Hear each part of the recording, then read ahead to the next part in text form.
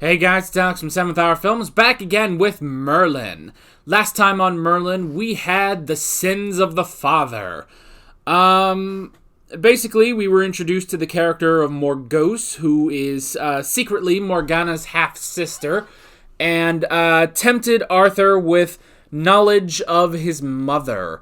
And so Arthur went and basically met his mother through magic, and she told him the entire circumstances of his birth, with Uther accidentally sacrificing her for the sake of Arthur.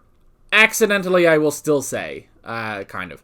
Upon returning to Camelot, Arthur was furious with his father and engaged him in a duel. And before he could kill him, luckily Merlin came in at the last second and convinced him not to, at the cost of throwing sorcerers under the bus. So this has strengthened Arthur's resolve against sorcerers, and that's all thanks to Merlin. Uther also called Merlin a great asset in the war on magic, and Gaius was proud of him. So it was a popular day for Merlin, and at the end, Morgause was kind of looking on at the failure of her plan to turn Arthur against Uther. So yeah, that's pretty much that. This is where I say no spoilers in the comments whatsoever. This is also where I say that if you want to watch my reaction to this episode of Merlin, it is not in this video due to copyright issues that I have had. So if you want to watch it, you can go down in the description or to the pinned comments on this video. There should be a little thing that says Merlin 2x9 reaction highlight, and it'll have a link. You can click on that link. It'll take you to my highlight reaction, which is just me reacting. The footage is in the corner, and it's all edited and nice and good. And you can watch that. If you want to go a little bit further on my Patreon, you can. For $5, if you become a full-length patron, you can watch the full unedited reaction over there on my Patreon page, which is also in the description. And other than that, once you're done with either of those, whichever option you choose, you can pop back over to this YouTube video for the discussion on this episode of Merlin, which is always important. It's always important that you watch the discussion afterwards. And if you don't want to watch the discussion, well, then just start waggling your mouse over the video. You see about here-ish, there should be a volume icon. Just mute that and then go do something in another tab. Just leave me playing for a while. It always helps to watch the full video. So yeah. So with that being said, let's go ahead and get right into this episode of Merlin. Here we go.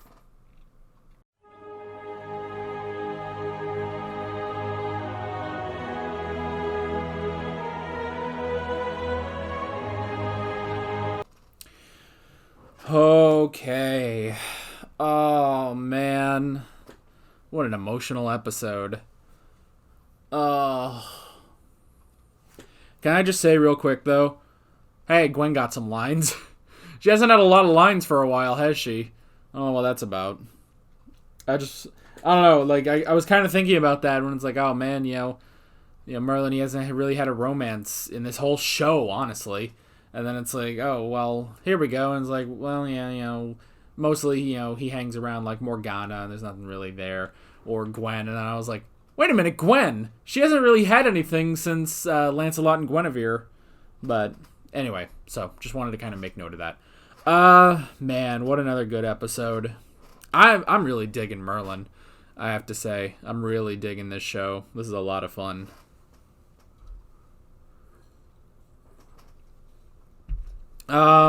Alright, so, what an emotional episode for Merlin.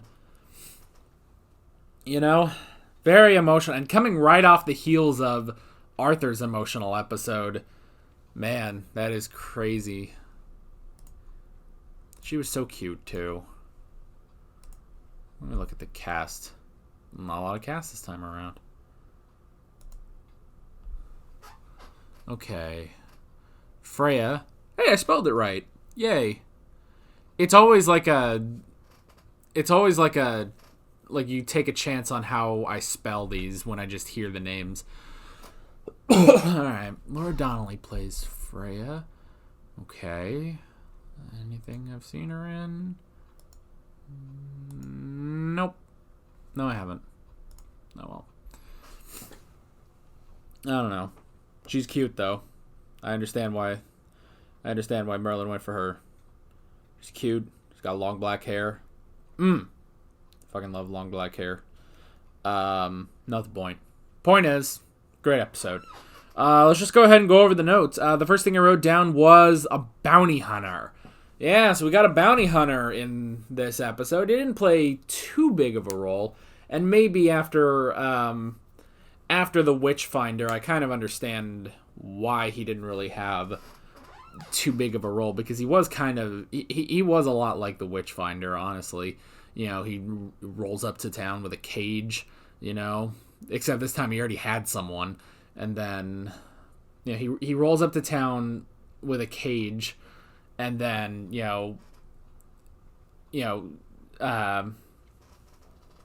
what's the word I'm looking for? Restrains Merlin, and and he starts. He's about to beat the crap out of him and stuff like it. It's sort of the same, sort of similar tactics to the Witchfinder from a few episodes ago. So I understand why this bounty hunter didn't have a huge role in the episode, and especially because we already had our witch, basically our sorcerer, in this. So yeah. So let's see. I do like the concept of the bounty hunters. They're going around finding sorcerers and bringing them back to Uther, and that makes a lot of sense. Uther would pay a high price for sorcerers that he can kill. So I get that. I actually also like when he first reports to Uther that he lost the girl. Uther's very understanding about it. He's like, well, we will have to find her. The guards will assist you in finding her. Do not worry about this and stuff. I kind of like that he was kind of, normally, in something like that, I feel like Uther would be like, what, you let them escape? But this time around, no, he was completely understanding. I was like, all right, well, we will send a search out to find her. We have to find her at all costs.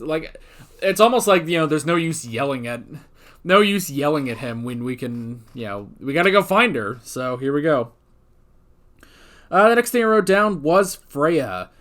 She was a druid, which was interesting. Now, anytime they bring in some character, with a name, yeah, that's a great way of starting this sentence. Sometimes, when they introduce a character and, we get the introduction and they say their name, in this case, it was like, I'm Merlin. She's like, I'm Freya. It's it's always a 50-50 chance that this character is from Arthurian legend, and I don't know it. You guys know that I'm not well versed in Arthurian legend, which I kind of feel like makes this reaction series a bit interesting, because I don't know fuck anything about Arthurian legend. I just kind of know the basics. King Arthur pulled the sword from the stone, in some accounts, although there are some others that I know in other versions he gets the sword from the Lady in the Lake, and some people have told me that it's two different swords. I don't know. I have no idea about that once you start getting into specifics. Although this episode is titled The Lady of the Lake, so perhaps that's what this is setting up, So yeah, I only know the basics about Arthurian legend, which I kind of find, makes this reaction series a bit more interesting, because, when characters show up like Mordred and, it's like, oh, they're a big deal and stuff like that, and it's like, well, I don't know, I'm just going off of what the show is telling me, really. And, I've said multiple times, the most I knew is okay, King Arthur, his wife Guinevere, her lover Lancelot, and, the wizard Merlin. And the only other thing I knew was Morgana. And again, I always say this, and it's always hilarious when I say, the only reason I know Morgana is because of the fucking Nicolas Cage movie, The Sorcerer's Apprentice. the Nicolas Cage Sorcerer's Apprentice. I'm like, oh yeah, wasn't she the villain in that? Wasn't Morgana the villain? So, and people have told me, like, because Arthurian legends, there's no one strict canon of Arthurian legend. So, oh god, fucking clocks are going off. The fucking Christmas clock is going off. I don't know if that's picking up on the microphone. I feel like it would. It's a high enough pitch, I feel like it would. Of course, that's all the way across the fucking house. It's because I've got all the fucking doors open. Well, which is different. It's because no one else is home right now, so I'm keeping the doors open. Anyway, not the point. But yeah, but I've, from what you guys have told me, I know that there's, like, there's a bunch of Arthurian legends, and in some of them, like, Morgana's an ally, some of them, Morgana's a bitter enemy and stuff like that, so, which I like that too. I like when you guys tell me, oh, well, in one legend, she's a hero, in another, she's an enemy of Arthur and stuff. That still leaves open a possibility of what the fuck they're gonna do with this show, So, point I'm trying to make is, when Freya introduces herself, I'm just kind of sitting back like, I have no idea if this girl is from Arthurian legend, but the comments will definitely tell me, which I assume you will. So, I assume you've already started writing out your comments and stuff. But yeah, I have no idea. Now, again, this episode is titled The Lady of the Lake, and I assume that has to do with, and the fact that, it's not, like, I know that's a play on the Lady of the Lake, that in one legend, I guess, gives Arthur a sword. I'm not sure if it's Excalibur or not, but, she gives Arthur a sword, and, that's the Monty Python joke, it's like, oh, some broad giving a man, some broad in the lake giving a man a sword is not a basis for government, so that's the joke. Fucking Monty Python is amazing. So that's, again, that's kind of, a bit of my knowledge on that. So I'm wondering if, the fact that this is called The Lady of the Lake and, she died, she said, someday I'm going to repay you. Then she dies. It's like, well, what the fuck does that mean? And then he sends her out into the lake.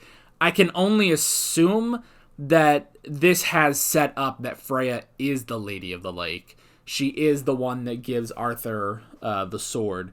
So, I have no idea. I have no idea. You guys can go ahead and tell me in the comments. I don't think that's spoilers. I don't think it's really spoilers to kind of go into Arthurian legend. As long as you don't say what's going to happen on the show, specifically. Then it's okay. Like, you guys, if you guys, start saying, oh, well, in Season 3, Freya comes back and gives Arthur his sword. That's not okay. But if you say, well, in Legends, she is the Lady of the Lake, well, then, there you go. That's something. Because, again, that's the nice thing about this show is that there's so many different, Arthurian legends, and they're just, they're doing their own thing. I like it. They're doing their own thing. And so I have no idea. You can take 100 different Arthurian legends and maybe none of them factor into Merlin. But that's kind of what I like about this show is that it always leaves me at a guessing game of what could happen in the future. So yeah, I like that. And we did get that she was a druid, she was a druid, she was with the druids, and even the druids cast her out because of her curse, which was interesting, and we'll get to that in a minute. I wrote down Arthur's diet. That was funny.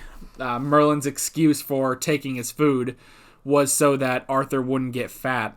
And I love, too, when he's just like, I'm not fat, look at me. And he's like fucking shirtless, he's jacked as shit, because that's the thing. He's a good-looking man. He is a good-looking man. I am straight as straight can be, but goddamn, he is good-looking. And look, again, let me reiterate, I am a straight man. But that you take the shirt off of that guy, I'm gonna start swooning a little bit. I'm just gonna say, oh my gosh, but yeah.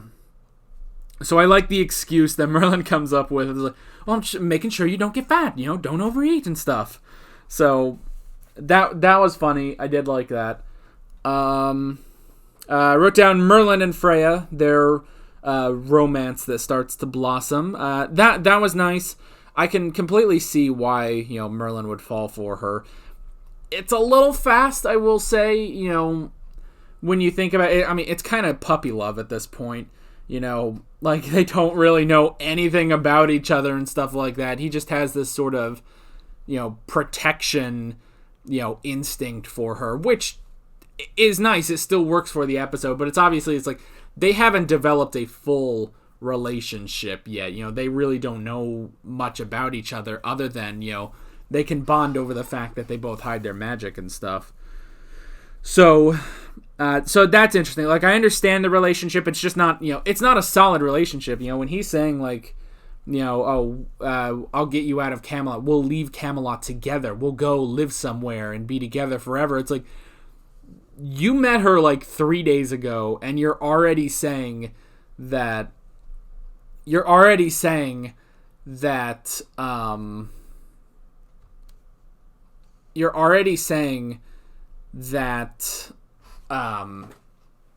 You would leave all of your friends and, well, just friends. He actually doesn't have family here, but all of his friends. I mean, you could probably count Gaius as sort of family. Gaius is kind of like his father now. He's a father figure to him. So, like, you would leave Gaius and Arthur and Gwen and Morgana. He would completely leave them and leave them hanging too. Like, not like, I don't know if he was gonna like leave a note or something, but he didn't say anything about that. Just leave a note like, "Hi, I left with Freya, the druid girl. She's hot as fuck, and I'm in love." I would say where we were going, but that wouldn't be a good idea because you'd probably send Uther after us. So, bye. Sign Merlin. So yeah, like, excuse me. So, it's just interesting that, like, after 3 days with this girl, he just develops this sort of, I don't know, like a protection complex around her. Like, he just wants to protect her. But at the same time, you understand why Merlin would do this. It makes total sense for his character for him to do this, even if it is, a little fast. But again, this whole thing being fast, it still works with his character. So I wrote down the dress. That was kind of funny. When he's going through, it's like, all right, he needs to get new clothes for Freya. So he goes to Morgana's wardrobe, which was funny. Which it is a good thing that Morgana wasn't there. I don't know what the fuck she would have done. She's starting to learn the blow fuckers up spell, so I don't know what would have happened. But with Gwen, it's like, okay, maybe you could lie to Gwen. I don't know. But although it would have been funny to see Morgana's reactions to just seeing Merlin just screwing with her dresses, and then the lie of I'm checking for moths, and he's like, oh yeah, these are infested. These are gonna need to be burned. And Gwen's just like, burned? What the fuck?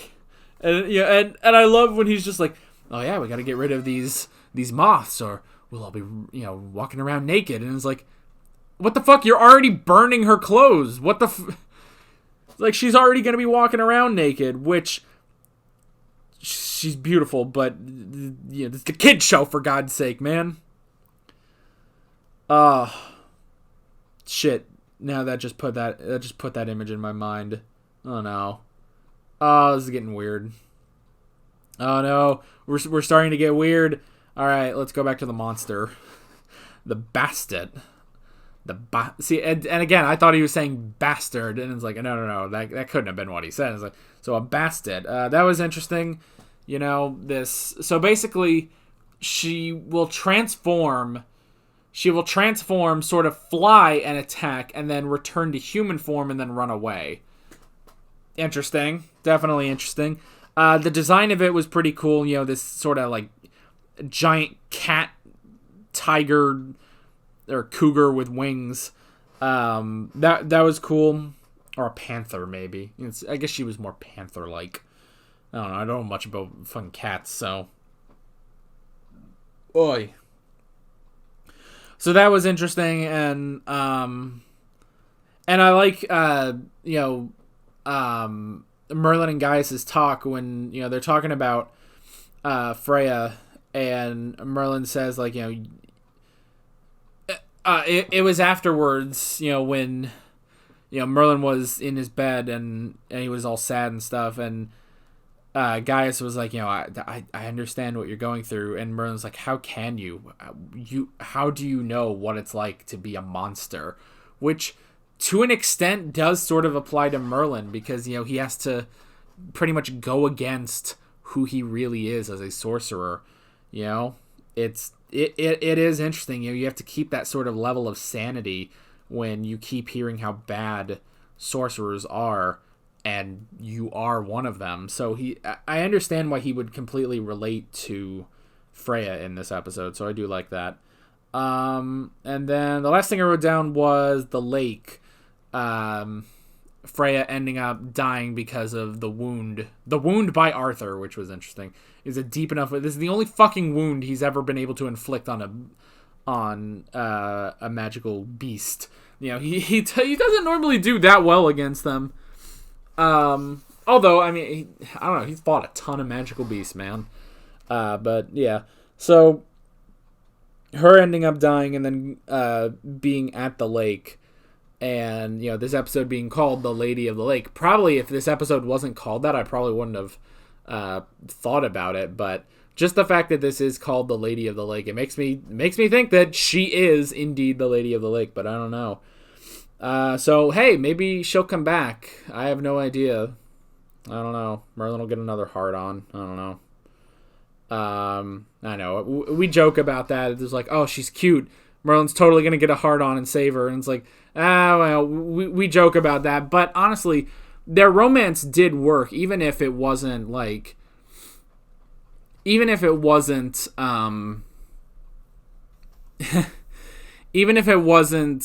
like a true relationship and they got to know each other really. It still worked. I still understand like the relationship they built. So yeah. This was a good episode. I really did enjoy it. A good actual Merlin episode. And I know, you say that and it's like, oh, aren't they all good Merlin episodes? Like, I'm talking about Merlin, the character, not the show. But yes, this is a good Merlin episode. A good episode for Merlin himself. So yeah, that's pretty much it. I enjoyed it, and I can't wait to see where we go from here. I believe we only have 4 episodes left this season. Yeah, isn't that interesting? So yeah, 10, 11, 12, 13. We only have 4 left. Isn't that amazing? We just powered right through this season, didn't we? But still, 4 episodes, that does mean 4 weeks. So yeah. With all that being said, I'm Alex from 7th Hour Films, and I will see you guys next time. Take care. Alright guys, thanks for watching this video. If you want to watch more of my Merlin reactions, you can click on the playlist, you can subscribe if you haven't done that already, and be sure you hit that notification bell. You can support me on Patreon and follow me on social media, links below in the description. See you guys later.